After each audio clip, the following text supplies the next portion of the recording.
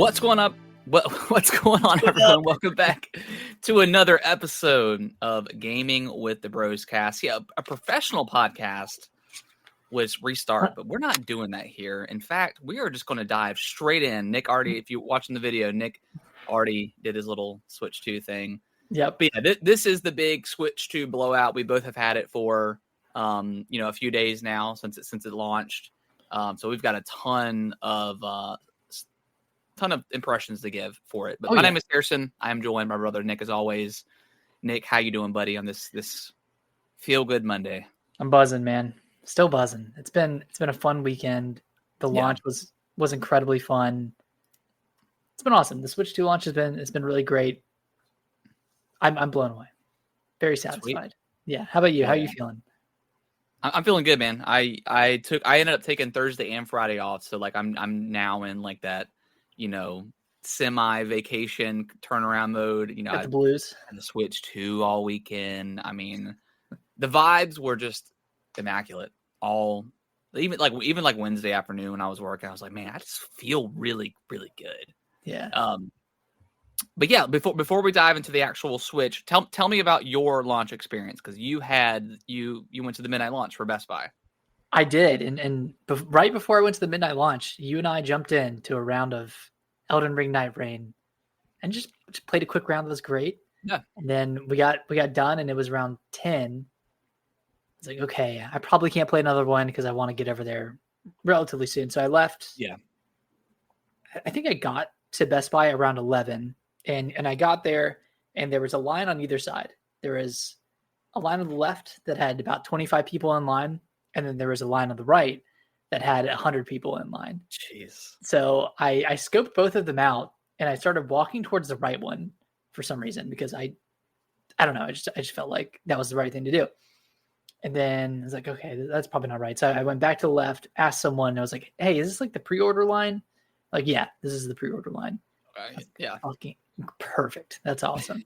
Because I mean, it was a really long line on the right hand side, and I'm glad you would have gotten it either way because you had a pre-order. But yeah, you'd have to go through all that process of yeah, I mean, I'll actually get to that, but that was potentially a problem. So I'm glad I got there when I did, because 75 plus people probably showed up behind me. Wow. Okay. Yeah, so it was people. I mean, people were excited. Yeah, dude, it was just the vibes, because I was watching like Nintendo Prime stream, because he was streaming outside of GameStop, and yeah, people just seem so excited for it, and that feels so good, because I mean we both got one, and we were excited either way, but it feels good when you see other people like excited about video games, because like there's so much grifting, and there's still grifting going on about the Switch 2. Even after its launch, but yeah, it just feels good for people just to be together, be excited. Yeah, for video games. Yeah, just like awesome. the guy standing in front of me was playing SMT4 on his 3DS, and he got a street pass with someone else. And this guy like came by him and like kind of sat by him for a second so they could street pass, and then he walked away. The Best Buy employees had some pizza that they were giving out, which was really cool. There was an employee dressed up as Mario. There was like a film crew that came out and was interviewing the first person in line. I don't know what time that guy got there, but probably pretty early in the day. Pretty early, yeah. But then they opened up the lines for both sides, for the people who are purchasing and then the pre-orders. The people who are purchasing, that line was going way faster. Yeah. So at a certain point, I was listening in to the Best Buy employees talking, and they're like, yeah, man, I don't know if everyone who pre-ordered will be able to pick theirs up tonight, because we have to close at 2. Because that would piss me off. Yeah, that would suck. And I'm sure that everyone was able to get in and get their pre-order. But the problem was that there was only one like checkout station for the pre-orders. Yeah. And see, they should not, because I was watching Kit and Krista's like vlog for GameStop. And the way they did it, and it would have really ticked me off, is they allow people to pre-order like all the way up until like 9 p.m. that night, and then they were taking the people that pre-ordered that day first, and then the people that pre-ordered like a month ago, then that's when they got them in. So I personally, I don't think they should have allowed people to. I think they should have done the midnight release for people that pre-ordered. You know, get everyone through that made it off, and then obviously have a cutoff at like 1 or 2, whatever the case is. And then open early or open, normal hours the next day and have people wait. That's the way I think I would have done it, because right. That would have ticked me off if I was like 100th in line and I had pre-ordered it, and then all of a sudden I'm at risk of not getting one, and people that pre-ordered that day or buying that day get in. Like, yeah, that would have irritated me. Yeah, it's not the best way to do it. I mean, I guess they should have like cut it. Yeah, just cut it off at a certain point, or don't allow pre-orders, like walk-in pre-orders that day. I don't know, but I mean, as long as everyone got one, yeah, then no harm. Yeah, I'd be curious if anybody wasn't able to get one. I'm sure people would have been they would have rioted at that Best Buy. Be like, what the hell? This is bullshit. Yeah, because like that's such a waste of time. Because on any other night I wouldn't be driving to Best Buy at midnight. You know what I mean? Nobody would. Yeah, no one would, of course. But that being said, the pickup experience was really cool. I felt bad because I had placed like 3 separate orders. Like I had done the Switch, and then I had the Pro Controller and the camera, and then my last order was like the SD card. And you probably weren't the only one. I think a lot of people probably just were wanting to get that Switch too, and they didn't want to add anything else to the cart, and then they just checked out, and then like the next day or so that's when they bought. So I'm sure you were not the only one in that boat of having multiple orders. I mean, I definitely saw a lot of people walk out with just the Switch too. Yeah. Or like with a small bag, and then my bag was like filled to the brim with all these stupid accessories. And I was like, man, I feel like such a consumer, but at the same time, we haven't had one in 8 years. Yeah, it's exciting. And that's what I did for like when I did the Switch 1 Best Buy midnight release, I had just pre-ordered the Switch, and when I got through the line, they were like, "Hey, we've got these amiibos and stuff. Like, do you want to get any?" Like, I'm like, "Yeah, I do." And then then you got them. then I got them. Yeah. So I was out of there by 12:30. Okay, so that's not too bad. Pretty early, and then I got back maybe 12:45, 12:50, and then set up the Switch. That took a while. It took like 45 minutes to get it set up. And then I played a little bit of Mario Kart and a little bit of Zelda. Yeah. And then went to bed. I wasn't willing to stay up until 4 a.m. Yeah. Especially since I had work the next day. Yeah. I'm not that irresponsible. As much as I want to be sometimes, I'm like, yeah, I gotta go to bed. I gotta go to bed. Yeah, that's true. But what about you? You ordered from Walmart. And they promised delivery before 9 a.m. So tell me about your experience. Yeah, so I think the day or Wednesday, the 4th, my and I think everybody's changed, but it changed to deliver by 10 a.m. And I'm like, whoa, Walmart, what are we doing here? You're screwing up my steeziness right now. And then I went on Twitter. I wasn't really like upset or anything like that. They said it was guaranteed. So I was like, I trust them, sure. Went on Twitter and Jake Randall had said something. He's like, yeah, everyone's got this. It's all good. It's still guaranteed by 9. So I was like, all right, whatever, all good. Stayed up, watched a couple of live streams of people getting the Switch too. Mm-hmm. And then then they got back to the house and started unboxing. I'm like, all right, I got to go to bed. I can't watch. The FOMO's kicking in too much. Very much so. And then I got up with my son Kellen and got him to school. And like as I was getting up, I just looked at my phone, and it was like, your Switch 2's been delivered. I was like, what the fuck? And it was like 6:00. Or no, it was like, I think I set my alarm at like 6:15, and I got up and it was like delivered 10 minutes ago or something like that. Wow. And then I got him a cereal, and then I'm like, Kellen, guess what's outside? He's like, is it the Switch 2? And I'm like, yep. And then I walked out, and they had like, it was in like this, because it rained hard that day. And it wasn't quite raining yet, but it was starting to kind of mist a little bit. Mm-hmm. But Walmart, they had it like wrapped in like a really nice, not nice, but like a bag or whatever, like a sealed, I'm not gonna say waterproof bag, but it was like a completely sealed bag. Yeah. And then I put it on the counter, and I was tired, dude. I didn't really sleep super, super well. So So I actually went back to sleep for because my wife was getting up for work because she leaves about 8:00 every morning, and I was like, all right, well I'll just I'll get Kellen to school, come back, and I'll lay down for 30 minutes. I ended up falling asleep, and so I didn't actually wake up and think until like 10 maybe, and then I got up and I was like, whatever, like I got it, the bag secured, like bag secured. You have the day, secured. You have 2 days off. 2 days off, 4 days off at the weekend. So I was like, I'm gonna get my time in. So I wasn't upset. And then came downstairs, and it's different when like you do YouTube and you want to like upload TikToks because like, all right, I gotta like set everything up. And I already had most of everything prepared, but it's like I really just wanted to dive in, but I had to set up, do the unboxing experience and stuff like that. But yeah, opened up Walmart and there was like a tote bag in there, and I was like, well, what is this? I was like, I only ordered the Switch. And then I opened it up. There's like this nice little note that said, thank you for ordering the Switch 2. Here's, a little gamer snack on us or something. And it was an orange creamsicle Coke, which is disgusting. I still have it in the fridge. I'm going to try it just because. But I was like, that's so random. And then it was the pizza Pringles, which are pretty fire. So yeah. that came in clutch. So I mean, they didn't have to do that. That was pretty cool.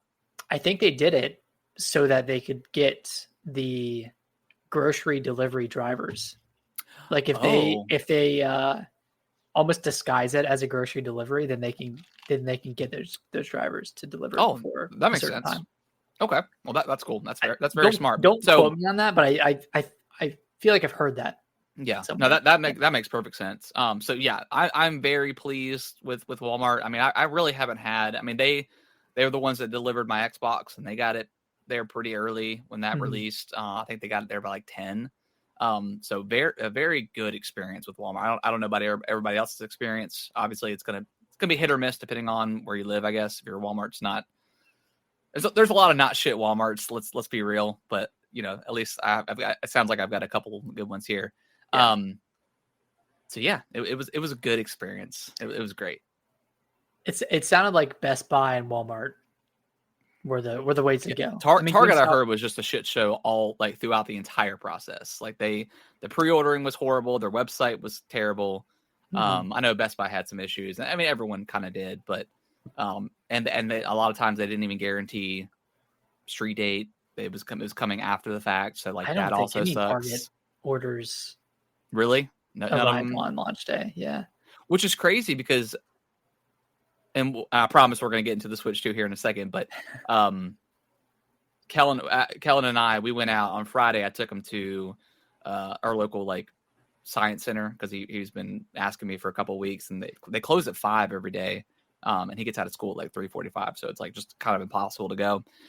So I was like, you know what, Friday's off. Like I'm off on Friday. I'm just going to go. And I took him, and then he wanted to go get some Pokemon cards, so we went to Target, and we got some, and then I was like, you know what? Let me just look. And I went to the back, and they had 10, like at least, of Switch 2s behind the glass with completely stocked up with games, controllers, accessories, cameras, all the works that you need. So I don't know if that specific Target just didn't get a lot of pre-orders, or they just had. I think Nintendo was just ready, which is awesome. So it's feel, and I obviously there's people that didn't get one and still can't, but it feels like this is one of the best launches, I think, in recent memory for a console. I feel like if you had a better shot of getting one day one versus like the PS5 was like just obviously that was during COVID, so it was just impossible anyways. But yeah, it was a good experience. I went to GameStop that on Thursday, picked up Cyberpunk and Bravely Default, and everybody was buying games at GameStop. That's the first time I've ever been to a GameStop in a long time where it wasn't just people buying like Funko Pops and Pokemon cards and whatever else. Like, were they buying Switch 2 games?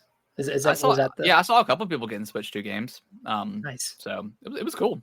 It was like, I know like a lot of people say rain's gonna ruin your day, but it was like pouring rain, and I was just like, this is awesome. Like a rainy day, Switch all day. No reason to go outside.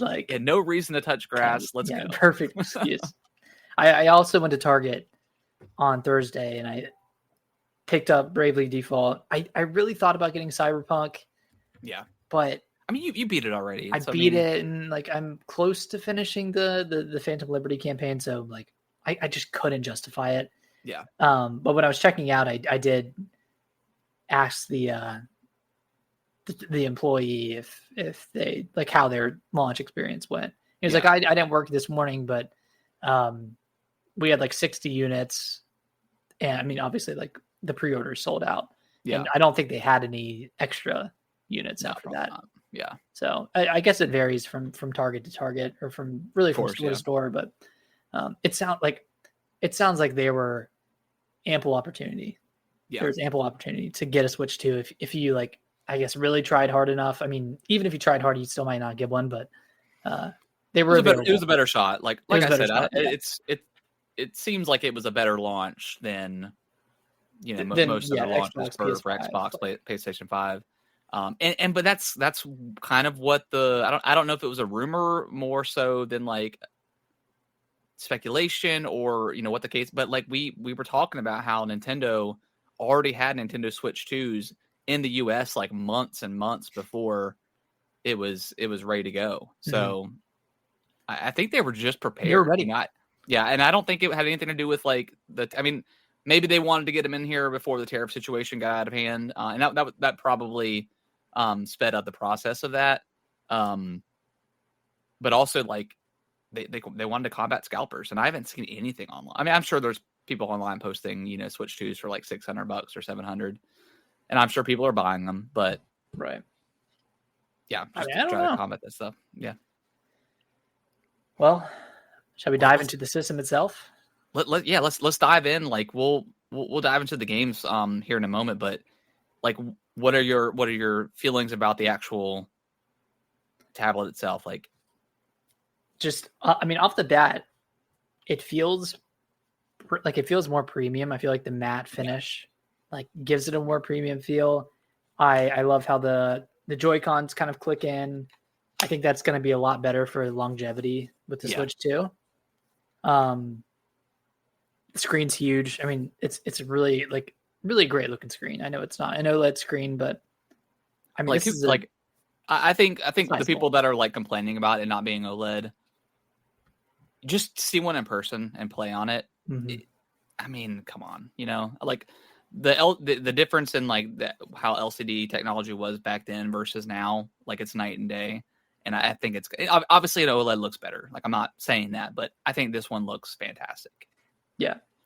My only problem with it functionally so far is since it is a bit heavier, it's a bit harder to play like when you're laying in bed at night. I have had that issue too. I kind of wish my hands kind of fall asleep, or my fingers kind of fall asleep when I'm playing. Yeah. And granted, I can get a grip or something, but I kind of wish like there was like a little bit of a curve, like a raised, to the Joy-Cons. Yep, a raised bottom. And maybe they'll release. I mean, we said the same thing about the Switch 1, and they didn't do shit with it. But maybe they'll release like different styles of Joy-Cons, like kind of more in line with. See, that would be cool. Controller. That would be very cool if like they just did like another version of a Joy-Con that's not stock, and that's that at least that gives people the option. But like I said, there's like grips and stuff you can get that'll kind of combat that issue. But yeah, that's the only thing I'd kind of dislike. I'm not gonna say dislike. It's just a minor inconvenience when you're laying in bed playing. Right. It is heavy. It's a lot heavier than the OLED. But the Joy-Cons themselves they're a little bit bigger. I like the SL, SR buttons are a bit bigger. So much better. If you're playing in this mode, which I'm not going to much, but if you are playing in this mode, it's a bit easier to do that. Yeah. I was playing. So like Thursday, none of my stuff from Best Buy arrived on Thursday. It all came Friday. So like the camera, the Pro Controller, and some amiibos didn't come until the next day. But so me and Kellen played a ton of Mario Kart with the Joy-Cons, and it was a much better experience than versus the Switch 1 Joy-Cons. It's actually playable. Like I found it pretty unplayable. Like a Mario Kart 8 with the Joy-Cons, it's not fun at all. And at least with this one, experience. Obviously the Pro Controller is the way to go for sure. But yeah, you got a Kellen behind you.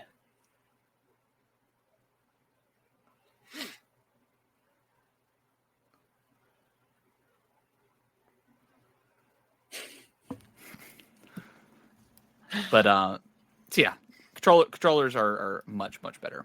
Yeah. Well, let's talk about the Pro Controller. Okay.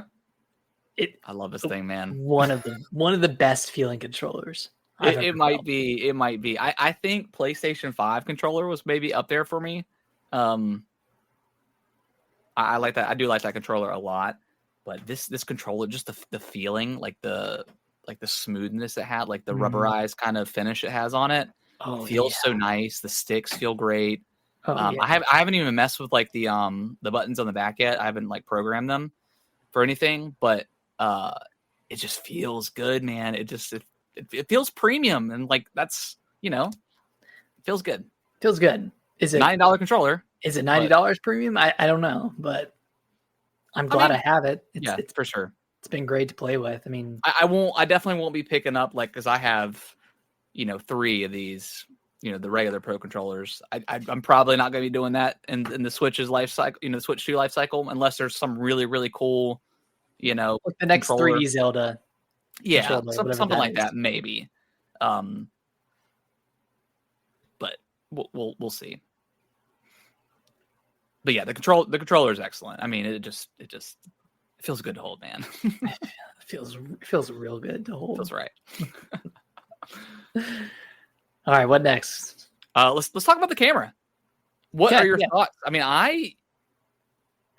I wasn't going to get the camera at first because it is very, very gimmicky. I mean, we both tried it now. But after unboxing it, again, I'm going to use the word premium again, but it's got like the metal kind of finish to it. It feels really cool. It's got like kind of like the weighted stand. Yeah, weighted base. The quality isn't super great, but I don't need it to be. I'm not going to be using this thing all the time. Like I'll probably, if I ever see you online, we'll jump into a game chat. And the game chat software is actually really cool. It's very like intuitive. Like it's very easy to use, set up, switch. Like you can zoom in and out on the camera. All that stuff is super, super easy to set up, which is very, very nice. Yeah, and you can like switch the views so you can see the other person's screen as your main view, or you can switch it so they're down below and you also see what you're streaming. So it's really cool. Like when we were figuring out how to freaking play multiplayer on Mario Kart, I was like looking at your screen to see what you were doing, so I knew when to press start or knew when to look for a match. It's got some really cool stuff. Like you can definitely show off games to like your friends that way. Yeah. Like, like you guys got to see this game that I've been playing. Like I can see that kind of stuff being really cool, or just sitting around shooting the shit while you're each playing an individual game. Like there's a lot of opportunity there, and it does make me excited for something like Mario Party Jamboree, just to see what that could do with the camera. Continue talking. I'll be right back. Okay. Even though that's like super gimmicky with what Jamboree is offering from what I've seen, I don't know. Could be cool. All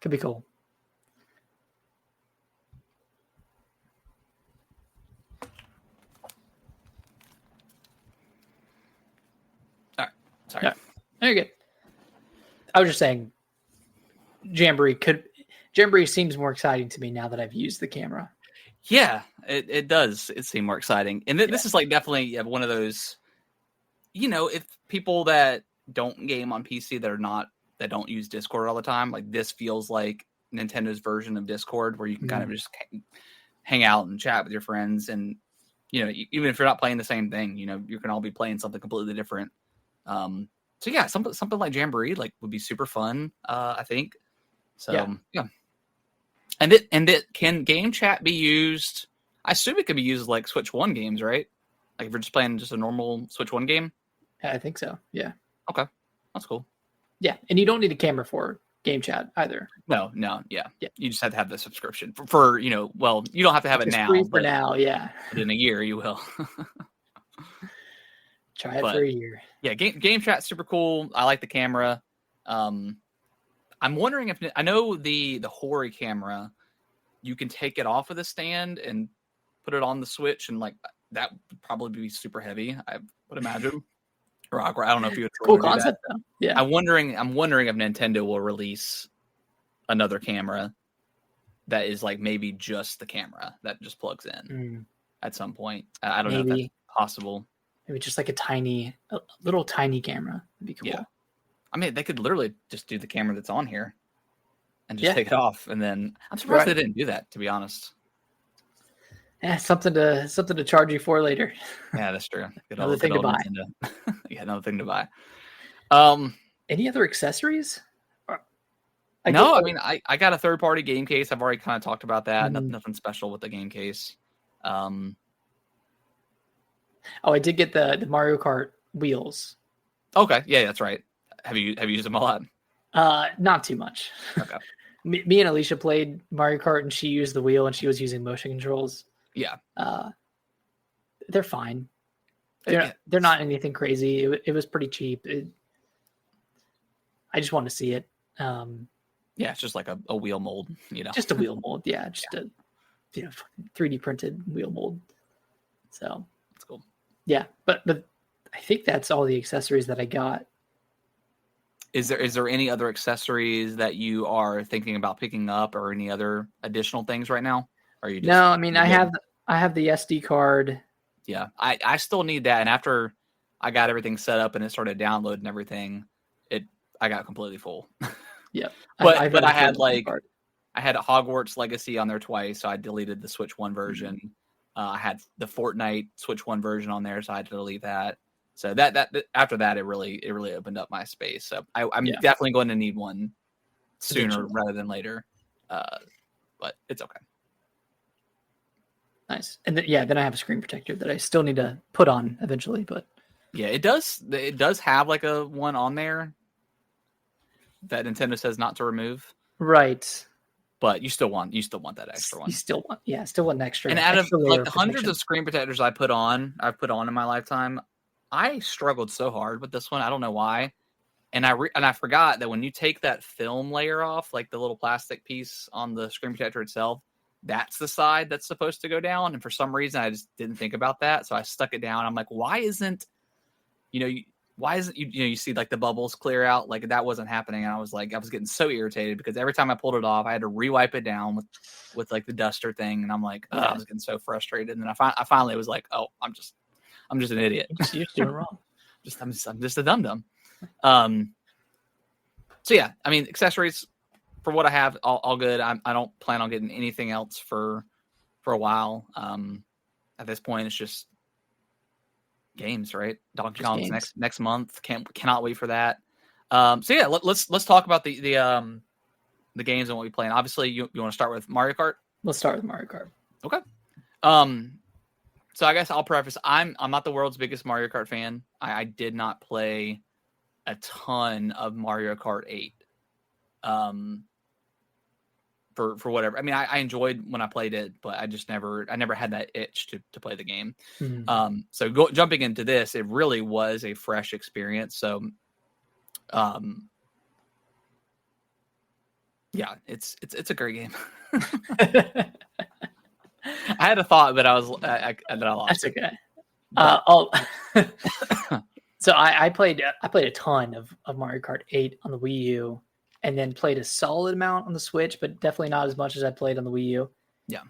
So like I didn't play any of the booster pack courses. I wasn't that into Mario Kart 8 on the Switch. Yeah, so kind of like you, super fresh experience.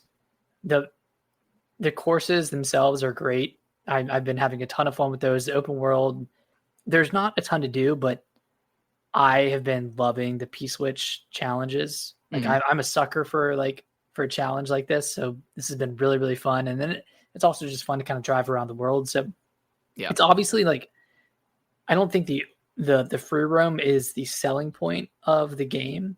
It's definitely not that single player experience that I was wanting from Mario Kart. It seemed like it at first, but yeah, after actually getting in there, it's definitely not. And it doesn't seem like there's a ton of secrets to find either, which is a little disappointing. I know you can go and find like there's a good amount, the bags and stuff, and like, but is there stuff to find other than the P switches?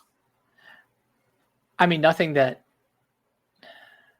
Nothing that's like there's the P switches, there's the question blocks that you can find. Yeah. There's the Peach medallions that you can find. So I mean there's a lot of different like collectibles that you can get, but nothing that like mechanically changes the game. And then there's like a bunch of just random cool stuff that you can do, like, oh, you can drive into a truck and then you can start driving that truck, or I mean that kind of stuff.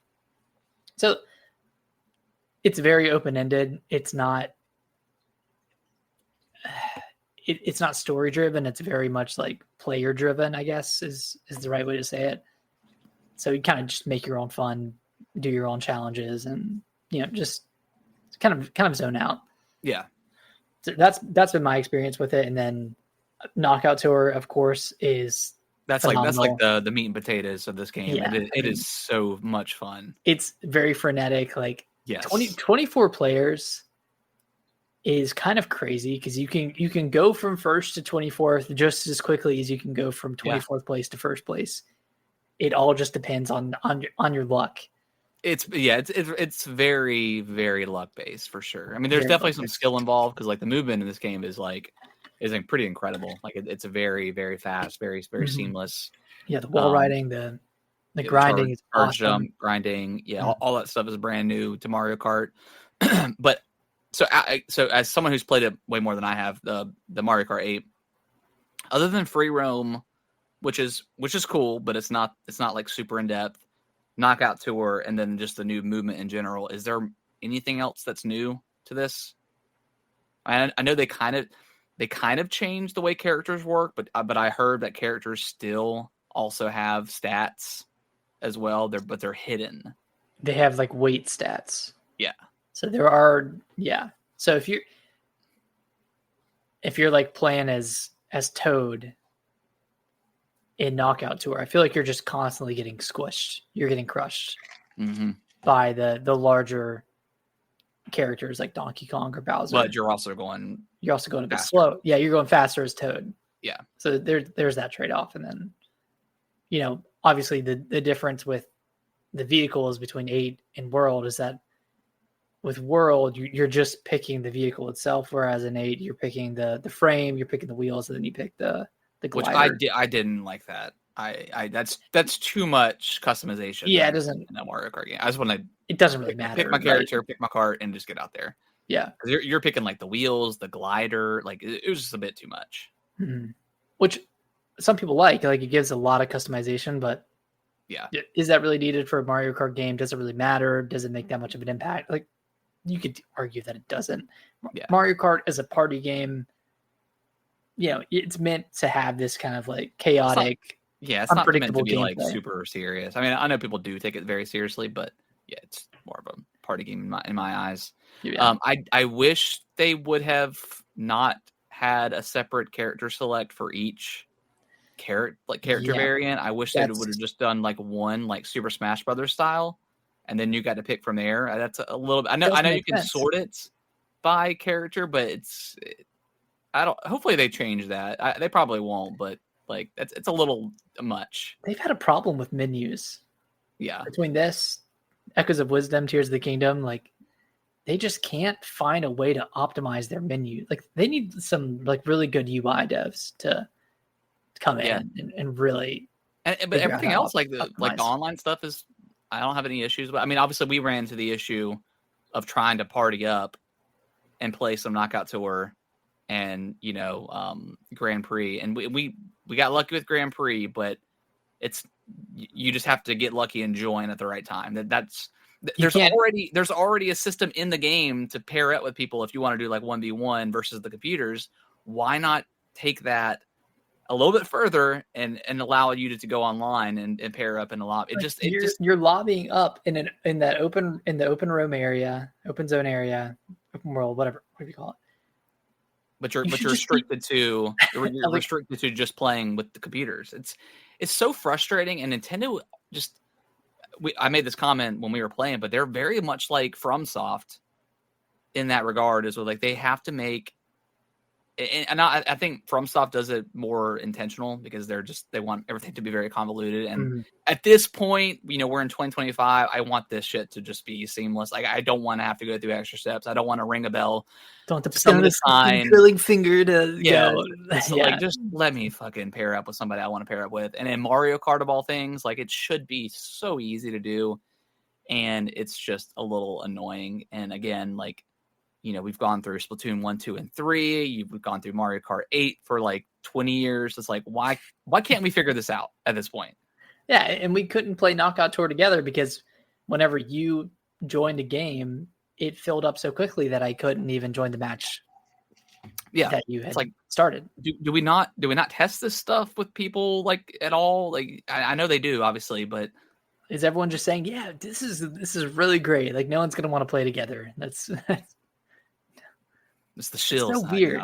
Yeah, it's very strange that they didn't think about it or just overlooked it. Hopefully, I mean, that's something we're not developers, so we don't know the ins and outs of like the online infrastructure and how that works. But to me, it seems like it's probably a pretty easy patch that you can do.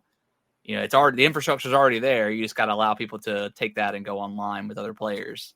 Yeah. Even if you limit it to 2 players at a time, you may not want 4 people in the same lobby because then you could potentially cheat, I guess. You could shake and bake a little bit. Yeah, you could shake and bake. And maybe that's why they don't do it for this. But it's like, again, it's Mario Kart, man. Like, let's just let people have fun. Who cares? Yeah, let people play together. Yeah. It's that simple. Yeah. While we're complaining, my only other gripe with the game, aside from the fact that it's $80, is the offline Grand Prix mode. I'm not loving the cadence of, Grand Prix. You have 4 races. With the first race, you do 3 laps of that one course. And then once you start onto the next race, you're playing the in-between part. So like you're driving to the next course, and that takes up 2/3 of like the course itself. And then the last bit is you actually going around the course one time. Yeah.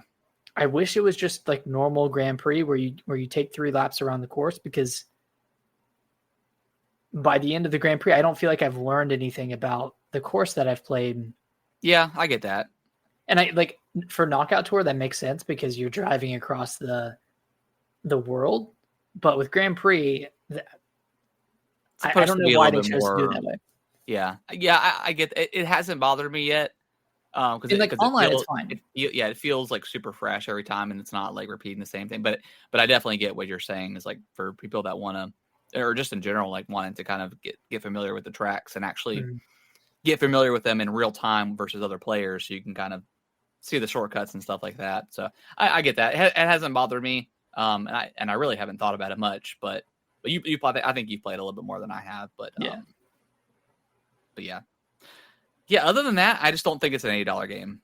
I mean, flat out, it's just not. The elephant in the room. Yeah, it's definitely not. I definitely. I don't know if this was like intentional by Nintendo and saying, "Hey, we're going to charge $80 to get people to buy the bundle."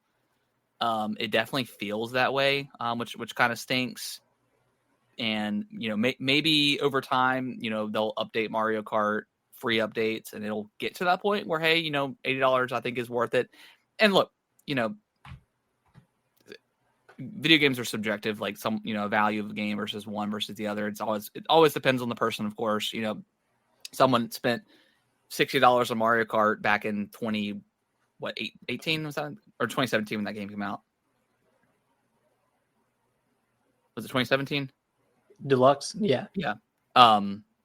So someone paid $60 for that, and you've got 8 years worth of game, and that's probably going to be the case with this game. So it'll pay for itself over the time, but and the booster pack was $25 as well. Yeah. So when you add those together, that's $85 and some tax. Yeah. So just looking in as of right now, it doesn't feel like that premium game. It feels like a premium game, but it doesn't feel like an $80 like premium game. Yeah, it doesn't justify the price tag right now. Right now, it doesn't. Maybe a year or two from now, it will. Yeah, but at this moment, yeah, it doesn't feel like an $80 game. I don't know. I really don't know why they decided on that. They could have just easily bumped it to 70 and still kept games like Donkey Kong Bonanza at 70 as well. Yeah. I feel like they made too much of a jump too quickly, and it doesn't make sense. Yeah. I mean, I would never going, but... Yeah, I would never recommend if someone was like, "Hey, I want to get a Switch 2. Should I get Mario Kart?" And I would say get the bundle. If you can't, that's up to you if you want to spend $80 for a video game. Subjective, yeah. Yeah, very, very subjective. But I mean, that being said, the game's great. I'm having a ton of fun with it. The game is excellent. And again, I didn't play a ton of Mario Kart, so I want to know if there's someone that played Mario Kart 8 to death and they picked up World, and I wonder, how much of a difference they're feeling. I'm sure the movement feels great versus 8 because there's just a ton more variety. But I want to know that kind of that perspective of someone who kind of religiously played Mario Kart over the 8 years, if they're a little bit disappointed in the game. Yeah, if anyone who's listening, please let us know. Played a ton. Yeah, reach out to us and let us know what your thoughts are. We would love to hear it. Yeah. What else? What else do you want to talk about? Did you talk about Welcome Tour? Yeah, I mean, I've played. I haven't gotten off like the first platform, so I haven't. Okay, so you're super. I'm very, very, very early. Well, I'm super deep into the game. I'm super deep into the packing game. It's a lot cooler than it seems. Yeah. It's got a lot of really cool information on the Switch 2 hardware and the software. There's a lot of really cool mini games that kind of show off the functionality of the Joy-Cons themselves, like the HG Rumble, that kind of stuff, like how it can actually create sound from the controller, which is really, really cool. Yeah. And then of course the mouse mode, like showing off functionality of the mouse mode, showing off 4K, like acting like they're the first ones to ever do it. That's how Nintendo is. They're so up their ass about that stuff. It's like whenever they finally get around to doing something that's been in the industry for 5 or 6 years now, it's like all right, now you guys can care about it. Now you can, now you care. It's kind of like Apple, kind of sniffing their own farts a little bit. Yeah, a little bit, for sure. This should have been a packing game, for sure. I mean, 100%. I know it's only $10. It's like, come on, like really, Nintendo? Yeah, like you couldn't have just give us a freaking bone. I know back in the day, like that was kind of the big thing. Is like Reggie fought tooth and nail to get Wii Sports packed in. I mean, he physically fought. And that was obviously a tremendous success. I mean, our grandparents and great we had a lot of older family members that specifically got a Wii. Only for Wii Sports. Which is kind of wild now, like looking back at it, like whatever. But I mean, honestly, it was cool. It was a fun. Wii. I mean, yeah, bowling and golf. Like, yeah, man, it was just like our parents were playing. Like, yeah, we were playing like nightly at that point. Like, we got like hundreds of hours into Wii Sports. It was crazy. It was crazy time. But that being said, Welcome Tour should absolutely be a pack-in as well. Yeah. It's really cool that I'm like 7 areas into the game. So I'm at the Switch 2 camera. So I'm touring that. I did see a post from IGN saying that you can't, and actually a lot of other news outlets picked this up, saying that you can't finish Welcome Tour without having like $100 worth of accessories. I was going to ask that. It's just not true. I talked to there's a bunch of little people around. And they all have something to say. And I was just randomly talking to one of them. And he was like, hey, like if you don't have one of the accessories, you can just walk up to the clerk at the mini game or whatever it is, and you hold Y and it'll complete it for you. So like you could 100% this game without having any Switch 2 accessories. Well, I think IGN got community noted on Twitter for it, so that's good. But it's like earlier, I mean, they announced that the Zelda movie got delayed, and it's like, I saw your poster like by a few weeks. It's like, just put that in the damn tagline. Like, you don't have what are we doing, IGN? Like, you are like the biggest news outlet out there for video games. It's just a clickbait, yeah. And y'all are like the ultimate clickbaiters, master clickbaiters. It's ridiculous. Masturbators. The masturbators. It's so frustrating because I didn't see that welcome tour thing. And it's like, did y'all play the game at all? Like, did you get through it? I mean, this is what you guys do for a living. This is your job, to be like reporters. Well, hold on. They also had SGF this weekend. Okay. Oh, so that's what all these people were bitching about too. They had a lot going on. We've got a lot going on. It's like, well, then maybe hire more people. If you haven't had any experience with the Switch 2, don't talk about it until you have. And you might be a week or so late behind the normal people that have been posting about it, like us. But hey, it's all fair game, man. I know, that's just the name of the game, bro. You gotta get in line. Yeah. But yeah, that shit just pisses me. The whole, I don't know, man. The whole Switch 2, ever since it got announced and officially announced, it's just been there's a lot of negativity with the pricing, and I totally get that. But there's also just the grifting and just the flat out like just bad communication or misinformation that was spread out there. It's like the $90 games thing, like people would do like their basic Google search, and the fact that I'm like talking about like an IGN of the world that's supposed to be 100% professional journalism at its finest, and we get shit like this all the time, and I don't get why it's been so bad with Nintendo and the Switch 2, where it's never the case for anything else or any other company for the most part.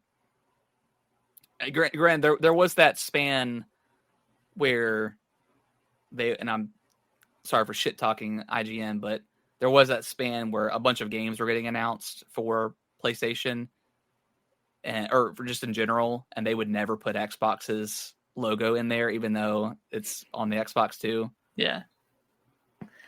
I don't know what their deal is, man. Yeah. People were coming after like Destin before he left. They're like, they were getting on him. They're like, what are y'all doing? And I think he reached out and got it fixed. Yeah, that shit is just, I know it's dumb, in the grand scheme of things, but it's just a little shit like that adds up over time, where it's like, this is why I don't go to y'all's website anymore. And I haven't in a long time. Like I'll get your headlines off of Twitter when you post, and half the time it's ridiculous grifting shit. So or just incorrect information, but or incorrect information. But anyways, back to Welcome Tour. I mean, that's really all there is to say. The mini games are cool. The tech demos are interesting. You can like learn more about stuff and take quizzes. I haven't been doing the quizzes because I want to take a test. Yeah, but it's $10, but it still should have been should have been a packing game for sure. Whatever. Yeah, it's okay. Well, tell me about Breath of the Wild and Tears. I haven't played these yet. The upgrades. Tell me how it runs. They look amazing. They run freaking flawlessly on the Switch 2. Both of them look incredible. I've gone to the Korok Forest. They both run immaculately. They're perfect. The games have never looked better. They look really great.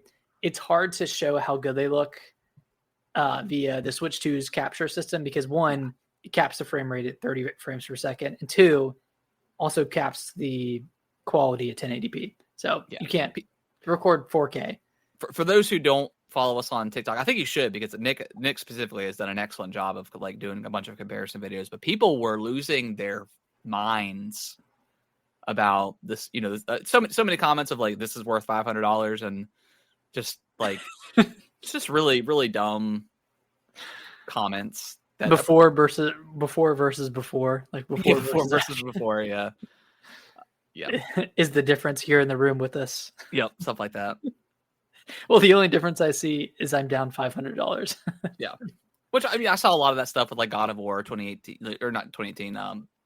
Ragnarok with like that, and Spider-Man, and like The Last of Us Part 2. But I think that was more so as like, really, we're getting a fucking another remaster, and that people were just shit talking. So we've seen it, but it's more about feel too, right? I would say is the biggest Definitely more about feel with it doubling the frame rate. Yeah, it feels just feels really, really good. Ultra Hand, it always kind of lagged a little bit when you booted it up on Switch 1. Yeah. That is non-existent on the Switch 2. It's perfectly smooth. I want to go in and start a new file with Tears of the Kingdom and at least play through a good portion of that again now that they allow for more save files. Yeah, and I also tried out the Zelda Notes app. Okay. And did the stupid GPS, and it took me to this location I had never discovered before, and it was pretty far away, so it took me like 10 minutes to get there. But it kept saying, "Continue straight, continue straight." So weird. Continue straight. You're approaching your destination. That is very odd. It's literally like a GPS. You theoretically you could use that to find every single Korok in the game. Like every single location Korok is on this like map. That's on neat. This app, so you can see everything if you're looking to complete the entire game. Yeah, and then you can use the GPS to get there. And there's a lot of cool stats. Like you can see all your playtime stats from like even when you played on the Switch 1. So it captures most everything. Yeah, it's pretty interesting. I'm not going to use it, but it's cool. Yeah, we've already beaten it and stuff. I already played those games to death. Playing it now, do you think that Tears of the Kingdom was supposed to be a launch game for the Switch 2? And I think it should have been. Yeah, I honestly do. This launch would have been so much more impactful, and more hype, to be honest, if Tears of the Kingdom was a launch game. And looking back, I would have been willing to wait. Well, I say this in hindsight. Of course, I would have back then. I wouldn't have wanted to wait, but yeah, and Tears of the Kingdom on Switch was great. It definitely had performance problems for sure, but I had a blast playing it. Mm-hmm. But yeah, and we've talked about it before in the last few weeks or so. But yeah, it's still, even playing Mario Kart, and having being able to play Cyberpunk and Bravely Default and some other a bunch of other games, still missing that. Like, I feel like Donkey Kong should have been a launch game, and I get why they spread it out to maybe give Mario Kart some time and give love to third parties as well. Yeah, exactly. But yeah, it still feels like, like Metroid, man. Like, where's that game? Like that would have been perfect for the mouse control thing to show that off. But and I don't think Metroid is that popular where I think it's gonna take away from other sales, from potential sales from other games, from other third parties. But yeah, I still feel that way. I felt that way over the weekend. I was like, man, like Mario Kart's a lot of fun, but missing that Zelda, missing that Mario, missing some major single player game. Right.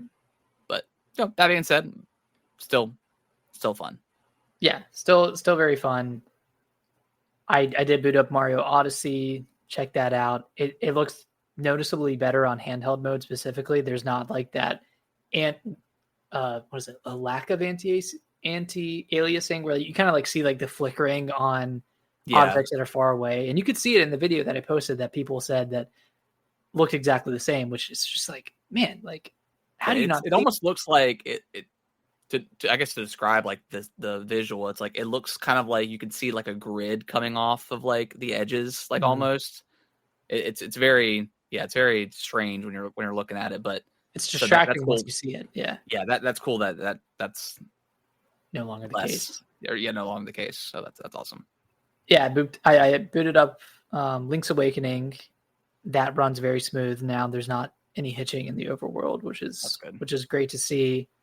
Let's see, what else did I play? Did you play any Echoes of Wisdom? No, I haven't played Echoes of Wisdom yet, but I heard that runs really well. Pokemon? I bought Pokemon Scarlet last week and tried that out, and I mean it runs.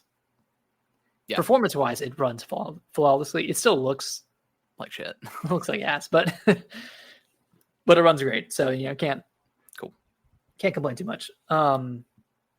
And then I tried out Mario 3D World. I tried out the Bowser's Fury mode in handheld, and that runs at 60 frames now, which feels really good. Okay. So those are all the backwards compatible games I've played. And the last one is Fantasy Life I, which I actually finished. Oh, nice. Last night. I still have a ton more to play. I just finished the main story. And it's got like hundreds of hours of content. But that game runs freaking great on the Switch too. It runs at 60 frames per second, looks beautiful. It is a huge upgrade from the Switch 1 version. Not saying that you played a significant amount of that game before the launch of Switch 2. So that's a very cool perspective you have. Most of these games we've beaten already. So like you go back, you're like, oh, that's cool. Feels better, but you've had like hours and hours of playing on the Switch 1, and now you get to enjoy it on the Switch 2. It's a significant improvement. I was so glad like I didn't rush through it and that I waited and was able to finish it on the Switch 2 because it really did impact the experience. And it was a great experience beforehand, but dude, this is a really, really great game. If you're looking for a single player game, this might be the one you're looking for, to be honest. There you go. Yeah. Cool. All right. What else have we played? I know you and I both picked up Bravely Default. I've played like 30 minutes of it so far. Yeah. How far are you into it? I'm like an hour and a half, maybe. Maybe 2 hours. Like I'm at the first like dungeon area. Okay. It's good. How do you like the art style? I wish they would have done more with it. I wish they would have gone a little bit farther. It feels like it could have been a Switch 1 game. For sure. Yeah, I wish they... I mean, I don't hate it. It's definitely got that chibi art style. Mm-hmm. They didn't have voice acting in the first one, did they? I thought they did. Did they? Okay. Yeah, but I could be wrong. Yeah, maybe I'm misremembering that game. They may have. Yeah, I mean, it's not an ugly looking game per se, but yeah, I wish they would have done like the Octopath, like the HD 2D style. Like that kind of feels like a missed opportunity, and I'm not sure why because Bravely Default 2 is the HD 2D style, so it feels. Is it not? No, it's not. Oh, then never mind. Then maybe it's just that one almost looks better than this one does. It's okay. I mean, because it's not running off of like a 3DS version. Yeah, but I wish they would have gone more in that direction rather than basing it off of the original art style. Yeah. But it's cool. It definitely feels like an older game for sure. But and this was also in was it a 3DS game? Yeah. Okay. Like the online stuff where you can like summon your friends in for like an attack. I think that stuff is super cool. Definitely very Street Pass oriented because I think that's where it was implemented when it was Street Pass. So that stuff is pretty cool. So yeah, I mean it's the story wise, like it feels like a early Final Fantasy story kind of vibe. Gotta find the crystal. You got the wind sage or wind whatever priestess. I'm definitely gonna play more of that game. I have enjoyed the combat. I like the fact that you can speed it up as fast as you want, pretty much when you're going through. This was back in the original, but you could turn off like encounters if you're just wanting to get through a dungeon without having to fight anything. Because it is, all the monsters they're not on screen. They come up randomly like they did, in older Final Fantasy games. But yeah, I'm really enjoying it. Nice. And it's $40, so it's like it's not like it's a budget friendly. Yeah. I don't think they could have gone away with 60 considering it was 40 on the 3DS, I think. Yeah. It was pretty cheap. Well, Luigi's Mansion 2 was 40 on the 3DS. Oh god, you're right. But that's Nintendo versus Square Enix. I did finally boot up Cyberpunk earlier, and I played like maybe 15 minutes. Just got through the intro, made the not even really got through the intro. Like I made a character, made me accepted like the first mission to steal the car, and then I left the bar, and that's when I stopped. It runs great. Which route did you go with? Did you go Corpo? The other one? I did. So I think in my original I wouldn't say playthrough. When I first started back on Xbox, I think I did. What's the outskirt one? Like can't remember. This one I did the street one. Okay. So I did something slightly different, but I mean, just game looks fantastic. just all the details in the environment. There's nothing feels like it's washed out. Nothing feels great. And granted, I haven't seen like the kind of the overworld yet, but everything looks great. Like it feels like Cyberpunk. You know how it should look. Hell yeah. So no stuttering, no anything like that. Just pretty smooth gameplay. Granted, I haven't shot anything yet. Yeah, handheld. Okay. Yep. Nice. So I picked up Fast Fusion for $15 in the eShop. A ton of fun. I still need to play more of it. Yeah, I probably put like an hour and a half or 2 hours into it so far. It's very, very fast, and I've only unlocked like the slowest option to play at, like the 50 kind of like CC the 50 equivalent. CC equivalent. Yeah. But it's really cool. Like you can pause for a second. I'm also kind of irritated that 200 CC is not available at launch for Mario Kart World. That feels bad. Should be an unlock. Should be. I know we didn't talk about that, and I know a lot of people are probably gonna, be like, why didn't you talk about that? So yeah, 200 CC. I'm glad mirror mode is in it, although I have not unlocked that yet. How do you unlock that? I did get Rainbow Road. I did get that track. You have to play through all the offline knockout tours. Okay. And then I think you have to find 10 Peach medallions in the free roam mode. Oh, okay. And then you have to play Rainbow Road again, or you have to play that cup again. Okay. And then you unlock it. It's very convoluted. Yeah. Okay. Anyways, Fast Fusion. Yeah, Fast Fusion is really, really cool. It runs at 4K 60, which is extremely impressive. It looks great, runs great. I think they're adding in like a 120 mode later on. It's not here at launch, but there's three different performance modes at launch. Okay. But yeah, you can like buy vehicles and fuse them together. I'm not super deep into it, but I feel like it's like a F-Zero equivalent if you're looking for something a bit faster than Mario Kart. Yeah. I know it's two racers, but like if you want another racer that's faster, then Fast Fusion is a good way to go. Yeah. Sweet. I did boot up the GameCube app. It played a little bit of Soul Calibur 2. Played as Link. Played through like 6 or 7 rounds of like the arcade. That didn't have a huge affinity for Soul Calibur back in the day. It was obviously fun to play as Link in a fighting game. It's something outside of a traditional Zelda game. So I'll probably boot that up at some point and play with like maybe like a local game or something. Yeah. And then I booted up Wind Waker for just a little bit. Same Man, I know it's up-res to 4K and all that stuff, or 1080p on the screen, or whatever it is. That game still looks good, man. I know it's just the GameCube version, but that game just kind of a timeless looking game. Timeless game, yeah, looking game. It's incredible. Yeah. Still thoroughly impressed with Wind Waker. Yeah, I do wish we got a Wind Waker port. But that being said, I've played it on the Wii U, so it's fine. Yep. We both played through Hogwarts Legacy. The Switch 2. So the Switch 1 version is the Switch 1 version. Hogwarts Legacy on the Switch 2 is a completely different version. So it's not an upgrade per se. It's just a completely different version of that game. More in line with obviously Xbox Series X and PlayStation 5. The game's really cool, man. The opening is awesome. The story is very intriguing. I mean, I'm not a diehard Harry Potter person, but I've seen all the movies, I've read all the books. I do enjoy that universe. So very, very intrigued by this. I think we both ended at the same part where you get through the sorting, getting your house sorted out, and then you kind of gain control of the character again.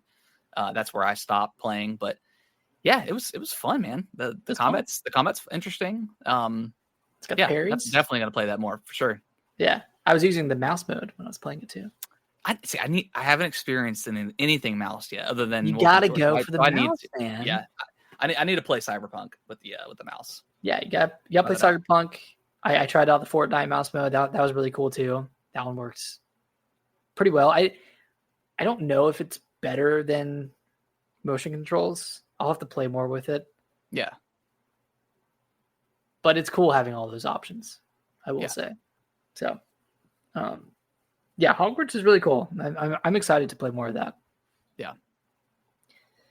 I think that's everything I've played. Yeah, I think that's everything I've played too.